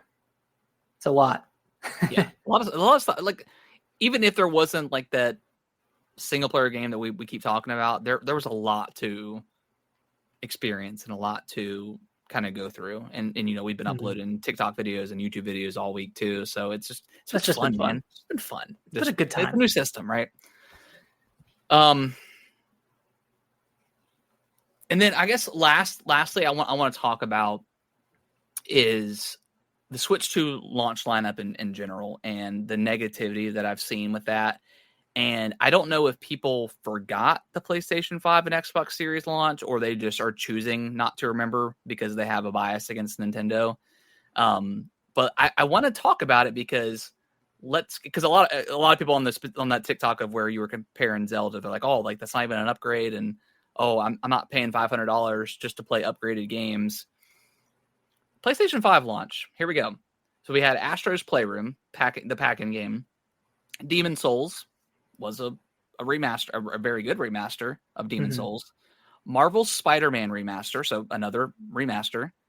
Marvel's Spider-Man Miles Morales, that was a new game, but it also came out on PS4. And then Sackboy: A Big Adventure. I don't know if that was a pack-in game. I'm not sure what that game was. That was not a pack-in game, but okay. I think that was exclusive.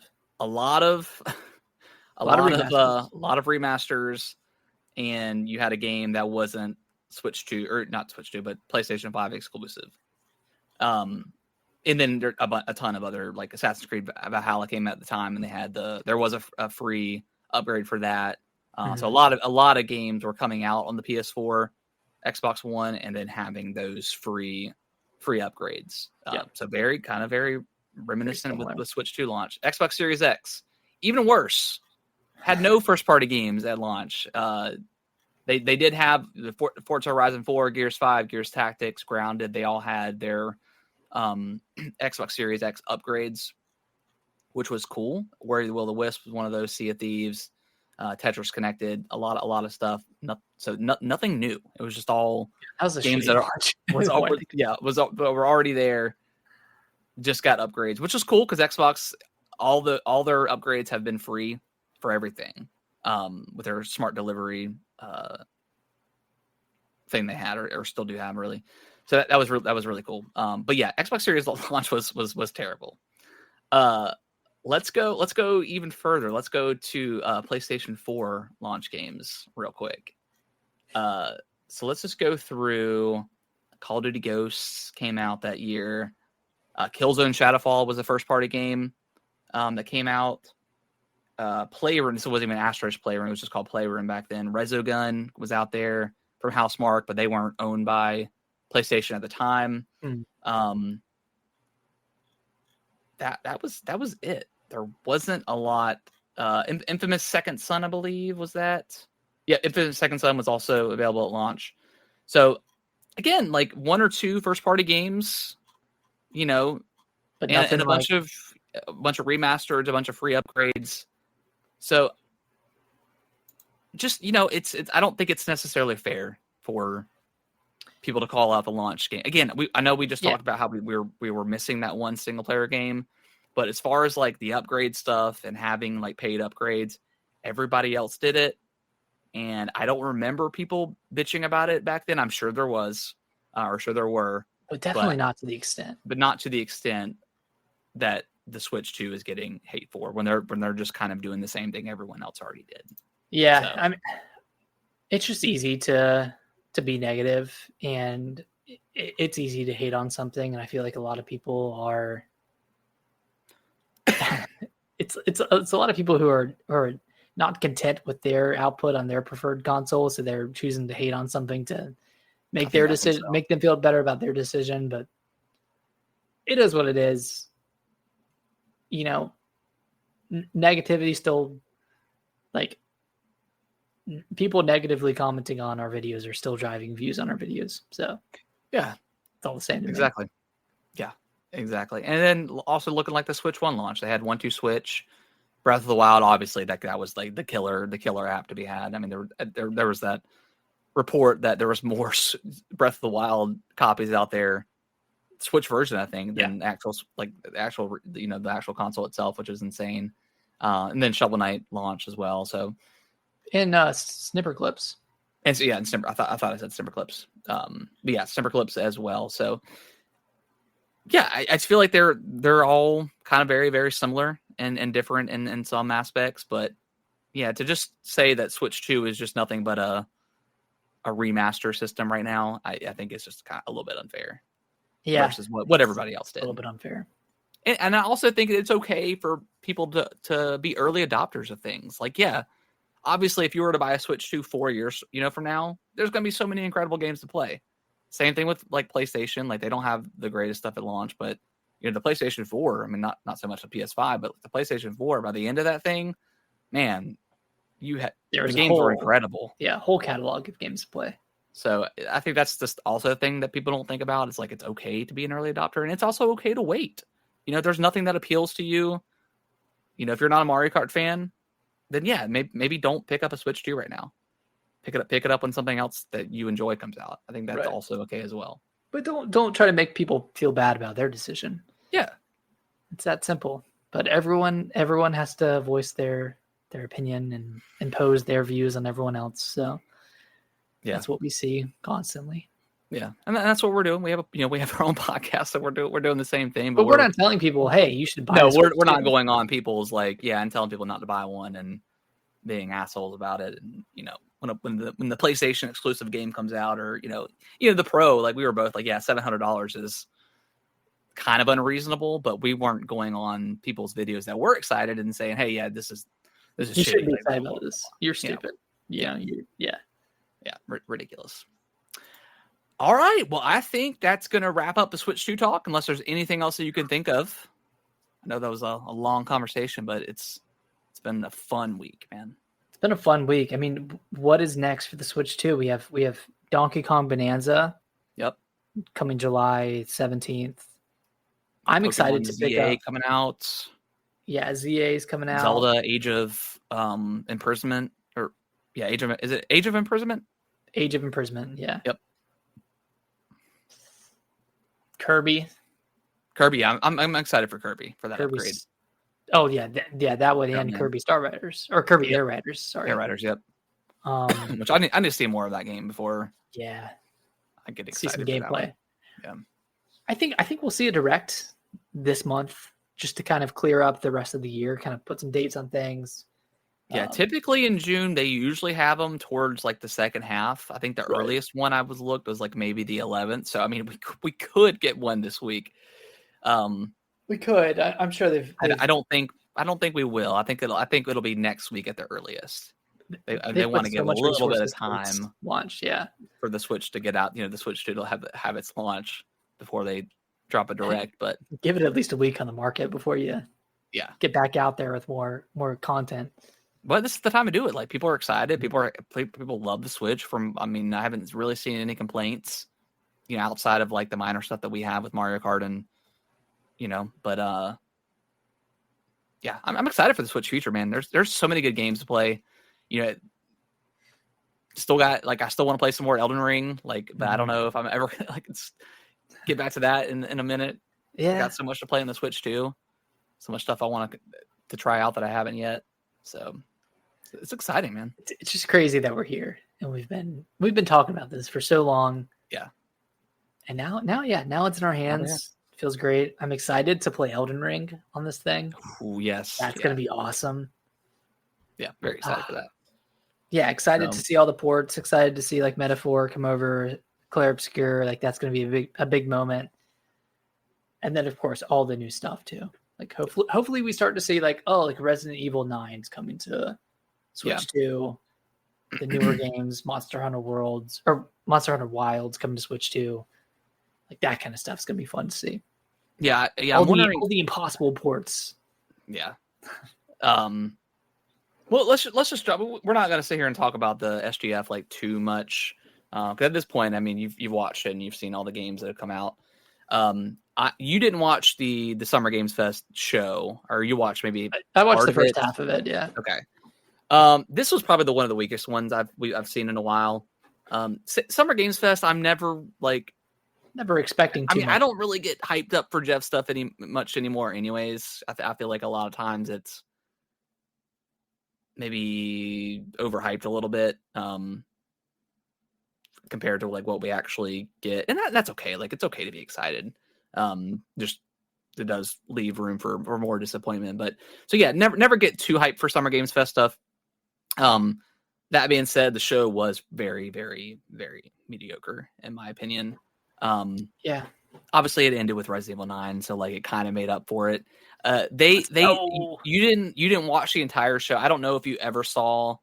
So like they had the voice actress of Lady Dimitrescu come out there, and she did, and it was like a commercial for like, being Capcom stuff being on sale. And then she came out again and sung Happy Birthday for the series, and then that was it. And the director of Resident Evil came out and said, yeah, you have to wait a little bit longer. So they were like edging us the entire show. And then they actually gave it to us at the end. Which I'm not mad about it, but it's like, that's so weird. Yeah, it was very strange. But that trailer was incredible. Like, yeah, I love these types of trailers where like you just don't know exactly what it's going to be. It could be anything. And then you're going back to Raccoon City, but like in what form? Because there was really no that I could tell up until the point where they were like, okay, there's been some murders. And I'm like, okay, you don't know what game it is. Yeah. You don't know what game it is. And you're like, oh, there's been some murders. And you're like, okay, are we like a detective or something? Or we work for the FBI? Like this is very intriguing. And then it cuts to the old or the destroyed Raccoon City, the police department building. And then it starts showing, and you're like, oh my God, this is fucking hype. And then it shows like the big explosion, the crater that the nuke that they dropped on there. And it's like, yeah. First of all, it's like y'all nuked the city and it didn't do anything. Like there's still monsters to be found here. It's more crazy now. Yeah, exactly. With the radiation. We got to look at the. I guess we don't know if it's the player. Like I think her name is like Gracie something. I can't remember her name exactly. No shots of like Leon or anything that I remember from the trailer. Yeah. So obviously, and it comes out in February, which is February 2026, which is like I love Resident Evil releases and like release dates because they announce the game and then it's out within like 6 months, which is that's right around the corner. I mean that's pretty soon. So yeah, so very excited. We don't know if it's going to third person again or if it's going to be first person. I think you had said you think it's going to go back to third person. I think so. I'm very excited. Resident Evil obviously is one of our favorite franchises, and Capcom has just been cooking for years and years and years. So everything they put out is pretty high quality. So I'm extremely excited to see what they do with this. Yeah, I cannot wait. I hope the plan is Leon, third person back in Raccoon City. That's gonna be really cool. Or maybe it's like a dual protagonist thing. Maybe one of them is in first person and one's in third. That would be kind of crazy. I don't know how that would work, but they definitely said that the game still has a lot of action in it.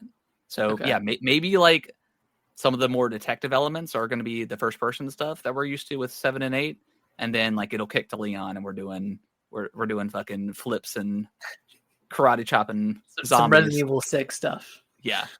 Either way, whatever they do with it, I trust them completely at this point with what they're going to do. Everything else in that showcase, I really can't even remember. Like there was a one game that they announced called Ill, which is like there was a lot of horror stuff in this showcase. Which I do enjoy horror games, but this one felt like one of those games where the graphics were so good that you're like, is this real? Is this gameplay? Is it felt like abandoned CGI on the PS5? Exactly. Did you see this trailer for Ill? Yeah, I think I remember it. It looks very weird. Like it's very grotesque and like this like disturbing looking. Kind of reminds me of Scorn. Scorn. I enjoyed that game, but it was definitely it was an interesting game. But definitely reminds me of Scorn for sure. And just how weird it looks with its creatures. But yeah, everything else I can't really remember. Neo 3? Neo 3? I think that was in the PlayStation showcase, right?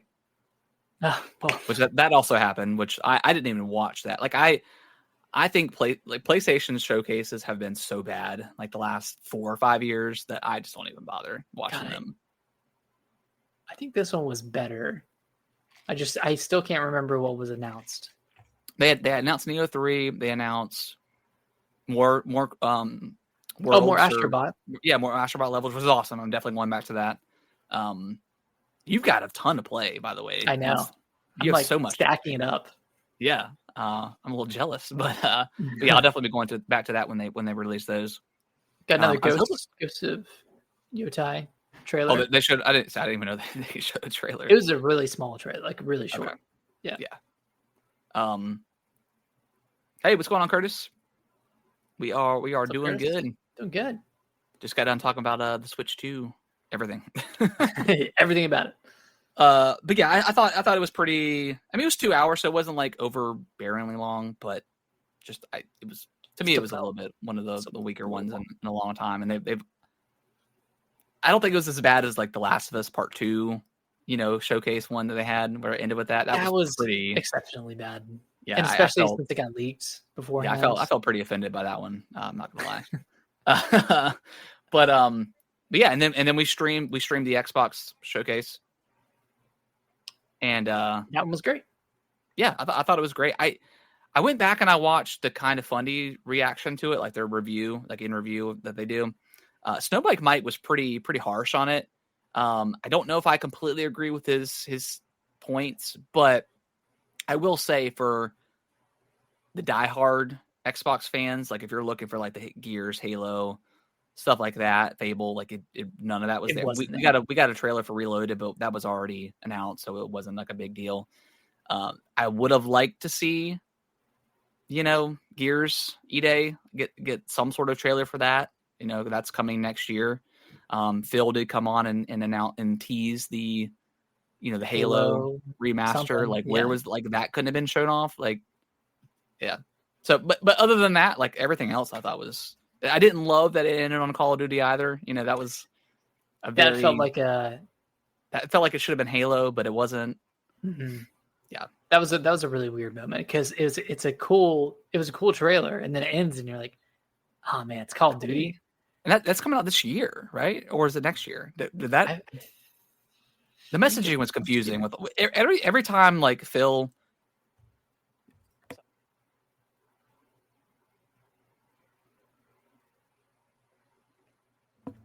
Yeah, anytime Phil, Matt Booty, or Sarah got on stage, like the messaging was just a little bit confusing with what they were talking about. Yeah, I hate when they make these like sweeping declarations, like every game you see here today is going to come out within the next 12 months, or it's Xbox Play Anywhere. Yeah, like have we gotten to the point where the Xbox marketing is a little bit confusing? Are we there yet? Because you have like Game Pass, then you have Play Anywhere, and then everything's on Xbox, but not everything can be played natively. I don't know. I don't even know what the Play Anywhere means outside of if I have Game Pass, I can play a game on my phone. Yeah.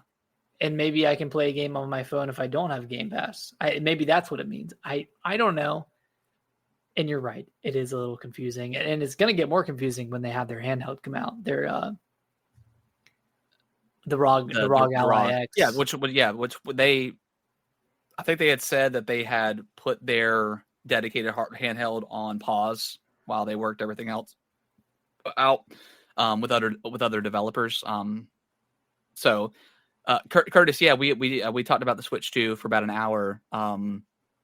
Really enjoying it, and yeah, that was kind of our biggest gripe maybe with the launch games is there wasn't that big single player game. So we definitely feel you on that. And yeah, Xbox usually has the best showcase out of everybody, at least in the past few years. Yeah, they usually bring it. But they didn't have any games for like 6, so they've got to bring that up eventually, right? And on their handheld, I guess I'm still not going to get it.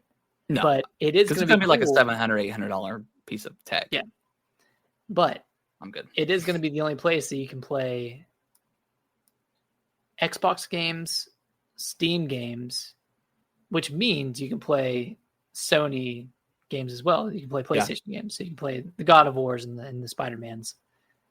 And I guess you can do that on the PlayStation now that Xbox is porting over all of their games to PlayStation. Yeah. But it's going to be a cool a cool handheld where you can play PlayStation and Xbox games, which is I mean that's an exciting concept.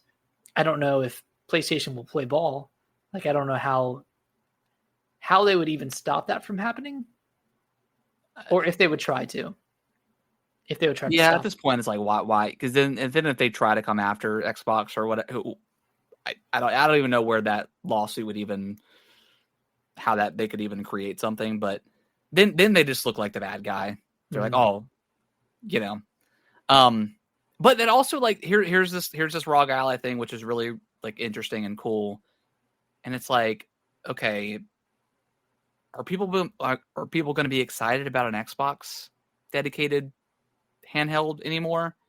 Their version of it. And if Xbox is going in this direction of where they want their games everywhere, are they then going to have their Xbox dedicated handheld only be able to play Xbox games and PC Game Pass and whatever the case is? Or are they going to make it an open concept where you can pull in Steam, pull in Epic? Are they going to allow that? Or are they going to like kind of gatekeep that to just, they're in a very interesting time where they could go both directions. And I feel like they're going in this open direction, but I could barely, so they came out with that. I just don't think it would make sense on the direction that they're going is what I'm why would you need a dedicated Xbox handheld if you have this ROG Ally partnership where you can play Xbox games natively and also download games from Steam and Epic Game Store? Like, I don't see why they would also develop their own handheld. Yeah, it's weird. It's interesting. Their future is very, and like I said, like right now, they could announce the next Xbox, and I just don't think I would not get that at launch. No, after the Series X, like now it has really great games, and if someone were to pick it up now, they'd have a great catalog of games to play. Yeah, but for the first 3 years, it was just like the third. Like it was. Yeah, I mean, it was our third party machine. I mean, we obviously split the games on game sharing or whatever, and that was great. And I enjoy it. I don't regret getting my Xbox, but yeah, like I said, and PlayStation as well. Like even PlayStation, I think even more so, is just because they haven't had any games at all. Well, I think they were better at the beginning than they have been in the past 2 years. Yeah, for sure. Yeah, I mean they had like Ratchet and Clank, they had Returnal, God of War, Spider-Man 2. It's just been a very odd generation for both those companies. Definitely feels like a stopgap in a way that like not as bad as like the Wii U was for Nintendo, but I don't know, just it's been strange. Yeah, it's been them figuring out how best to develop games, how much time should they be spending on these big AAA games. Like Sony is trying and failing at this multiplayer concept. That's not really working out for them, but yeah, I think they'll figure it out in the next generation. Yeah, Curtis, I would agree with you absolutely, but the Xbox just wasn't selling at all. Even when they had like Halo and Forza, Xboxes just were not selling. So I think once they realized that they were so far behind in like the quote unquote console race, that I just think they made that switch pretty quickly. I mean, I know it like what in 2020, early 2024, it started out with the 4 games, and then obviously I think once they realized that like, hey, all 4 of these games are in the top selling, categories on everything but Xbox, I think that's when they were like, okay, that is our direction going forward, and that's where they've been sticking ever since. And there was a lot of to quote OJ, there's a lot of flip flopping back and forth between what their direction was, but it feels like they're finally in a place where they know what they want to be, whether, and I know they still say they want to be in the console market, whatever that looks like in the next few years, who's to say where they get that. But as of right now, like their cadence of games are great. They've got a ton of studios with a lot of talent. Mm-hmm. PS5, I've enjoyed it, and I got it just last year, so I had a ton of games to play. But first party wise, just not too great. much. And PlayStation, that 12 live service games that huge initiative that probably at this point cost them upwards of $1 billion at least, especially them acquiring these Bungie, studios, which was not, I don't think was a good acquisition.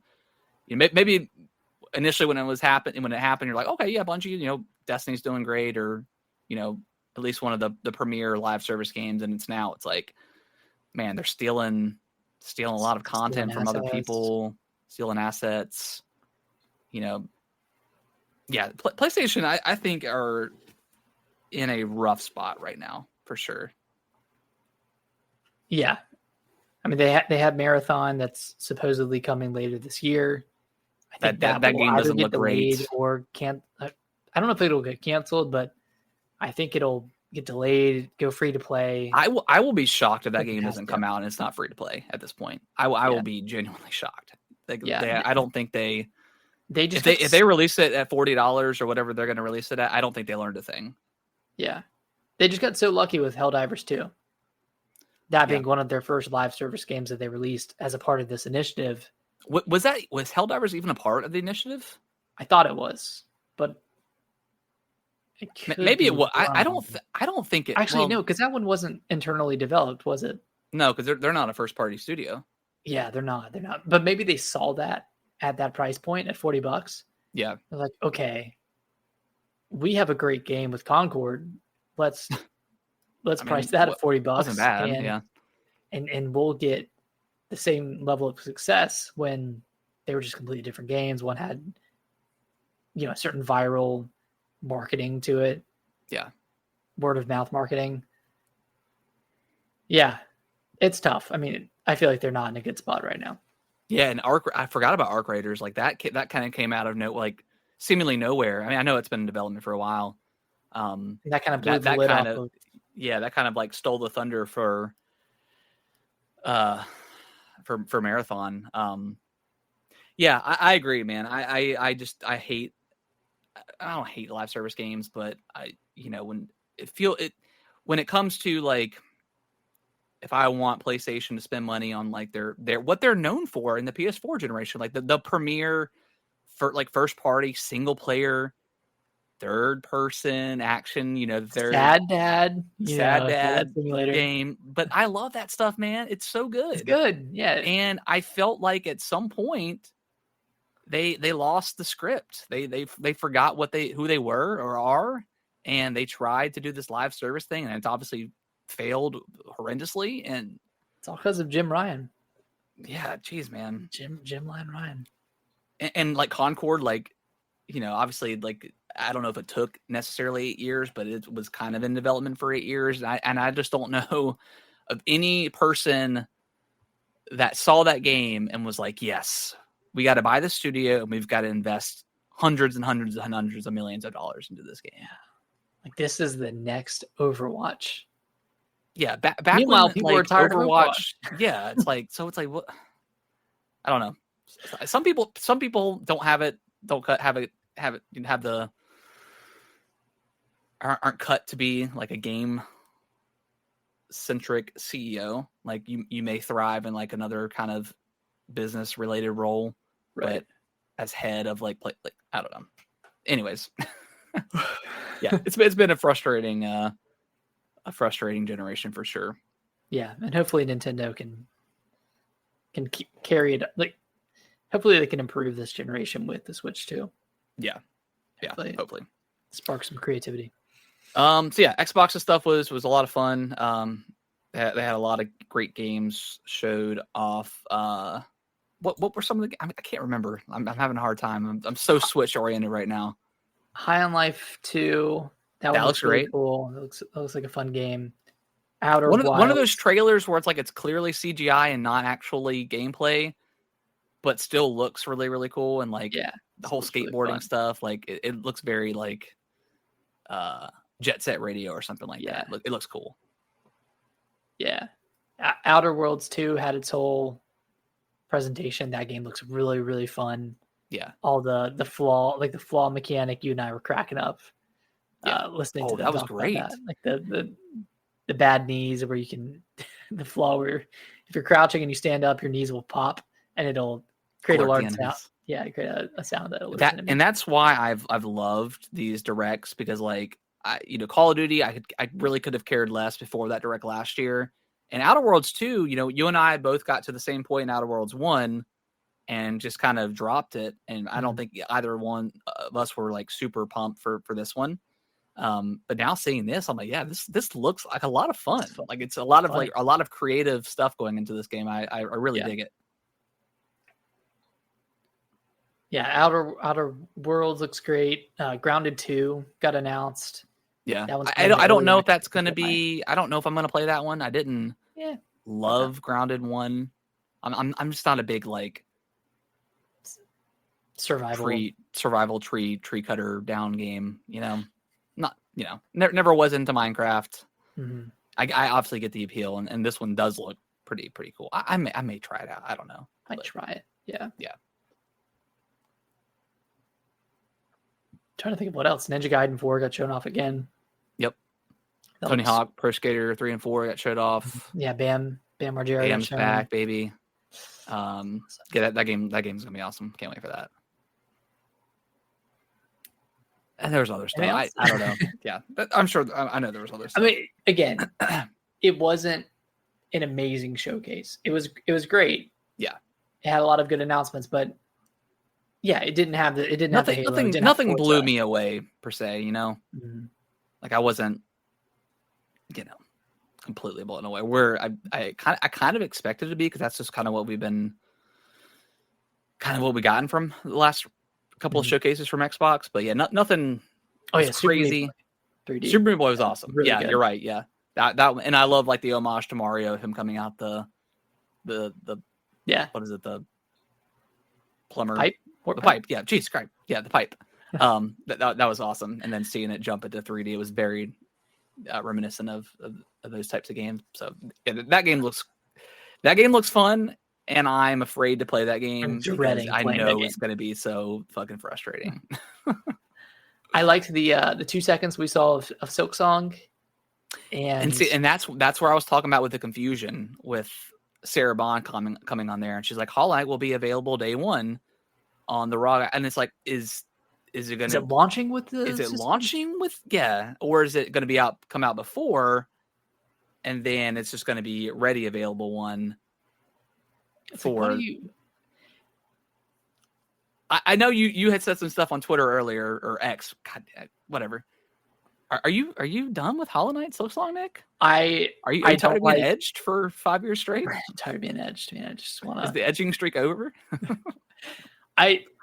I think they hitched their marketing horse to Xbox for some reason, even though they started on Nintendo. Yeah. And they got caught up in all these sweeping declarations of, every game you see here is going to come out within a year. It's like, does that mean Silksong? Yes, that means Silksong. That was in 2022. That's insane, dude. Like, that's some bullshit. And then that's insane.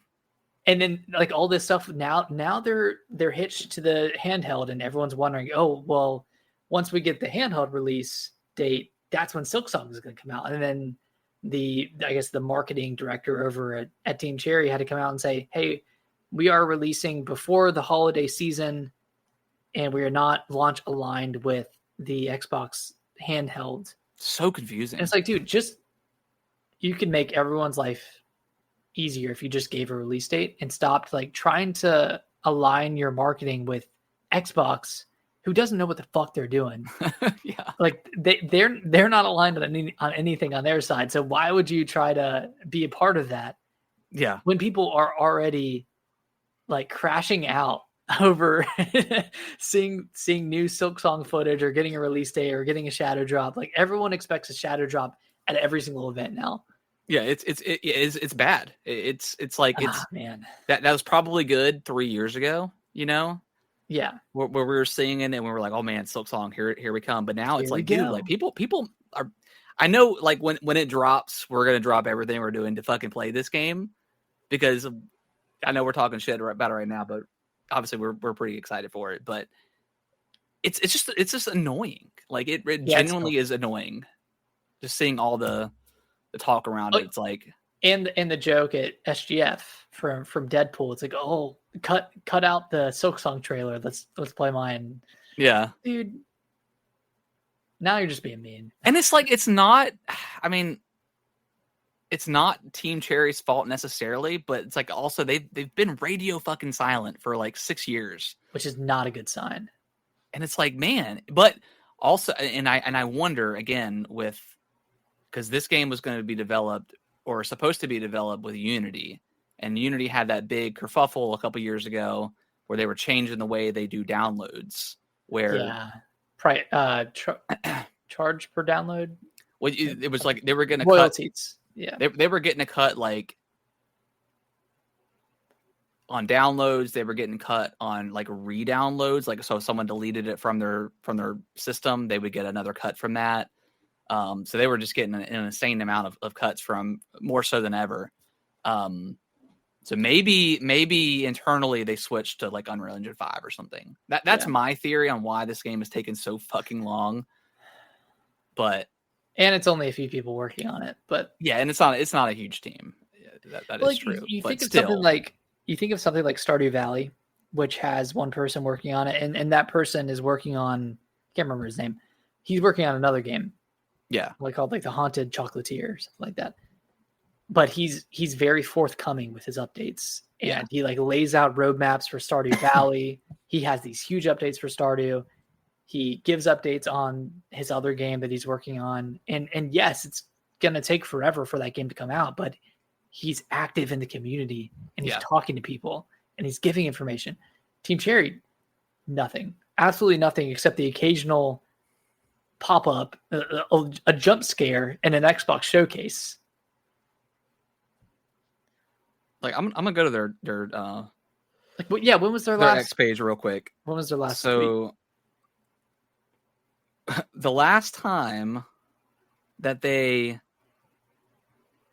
even reposted, this is not even an original tweet. This is something they reposted when the Nindoroid Hornet got announced. This was June 28th, so almost 2 years ago.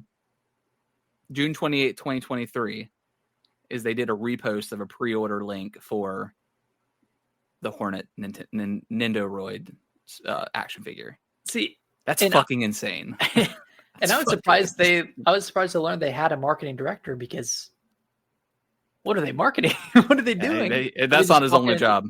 Are they talking to Xbox all day? Come on. And before that was February. They reposted Hollow Knight resin statues of the Knight and Hornet. And then before that was September 16th, 2022. And they said, and they reposted what PlayStation posted, confirming Hollow Knight Silksong is coming to PS5 and PS4. Oh, great. That's fucking nutty. You know what they should have done? They should have released on one console first, and then maybe picked up contractors or resources elsewhere to help port the game over, because now they're just biting off more they can chew. Yeah, this game is, if it's not like perfect, if there's any issues, it's gonna get just destroyed. Like review bomb, I don't know, man. I don't want that to happen. By the way, I'm not telling people to do that when it comes out. If it's messed up, because if a game's messed up, it is what it is. But like they've kind of put it, they've created this a really bad way. Yeah, insane. Like June 12th, 2022, they reposted PC Game Pass. Hollow Knight Silksong is launching day one with Xbox Game Pass. Almost 3 years ago to the date. Xbox almost shut down. I mean, not really, but like that was the big narrative. They're selling off Microsoft is selling off Xbox, and so we've been through quite the ordeal with Xbox since Hollow Knight got announced. Oh my god. We've had 2 different presidents since. We're gonna get GTA 6 before we get Hollow Knight Silksong. They said at this rate, I don't believe it was coming before the end of the year. I don't believe them, but I'll see when I'll see it. I'll believe it when I see it. I'll believe it when I'm playing I believe it when I'm playing it and I'm a few hours in. Is this real? Even then, I'm gonna be worried that it's a glorified demo. Yeah, 3-hour demo. God. That being said, I'm still very excited for Hollow Knight Silksong. I can't wait to play it on my Switch too. Yeah. Oh my goodness. What a nightmare. Yep. Nick, any final thoughts? Xbox Showcase, Switch 2, SGF. No, I mean, it was, regardless of how we feel about the showcases themselves and how we feel about Hollow Knight, it was a fun week between all of the showcases and the Switch 2 launch. I think it was just a really fun time. Yeah. Regardless. Yeah. Yeah. Well, we got a lot more game to do. So that's right. Very excited. Did you ever play did you download the demo for Tony Hawk? No, I think you have to. There wasn't one on Switch, right? Oh, you have to pre-order it. I don't know if you have to pre-order it on Xbox, but at least on PlayStation you have to pre-order to play. That sucks. Yeah. Isn't the point of a demo to sell people on a game? The game? Did you guys forget what demo is short for? Yeah, that is annoying. Demonstrate. That's super annoying. Yeah. No. Oh, and I guess the other news that we haven't talked about, Liza P. Oh yeah, the Overture. Overture has released its shadow dropped. Yeah. As a part of SGF. Right? Yeah. Okay. No, it was Xbox, right? No, it was SGF. It was SGF. SGF. Yeah. I have not played that yet, but no, I haven't. I want to dive in at some point. I'll probably hold off for a little bit. Yeah. There's just too much stuff I got too much to play. Too much to play. So, all right, guys. Well, I hope you enjoyed this extra special breakdown of our Switch 2 launch weekend experience. It's been, like I said, it's been a hell of a time. Very, very excited. If you can review us on your favorite podcasting platform of choice, that would be greatly, greatly appreciated. Check out our Gaming with the Broscast YouTube channel. I do have that linked below. Nick has started to upload some gameplay clips and stuff like that, and I've been meaning to re-upload a lot more stuff there. So go follow that channel. That'd be greatly appreciated. We got our TikTok, of course, which have been super blowing up here recently. So that's blowing. Yeah, it's always been fun. It's like, what was it like back in the day? It was like Elden Ring that really kind of kicked off our. Yeah. No, I think it was Halo. It was Halo. Might have been. And then Elden Ring, and then it's just been kind of. And then some Tears of the Kingdom. Tears of the Kingdom. Yeah, every year or so we get like a really, really big push from stuff that we upload, and sometimes it's dumb stuff, sometimes it's informative stuff. So yeah, it's all fun though. It's all fun. It's all fun. So yeah, that would be greatly appreciated. And thanks for being here. And we will see you next week. See you next week.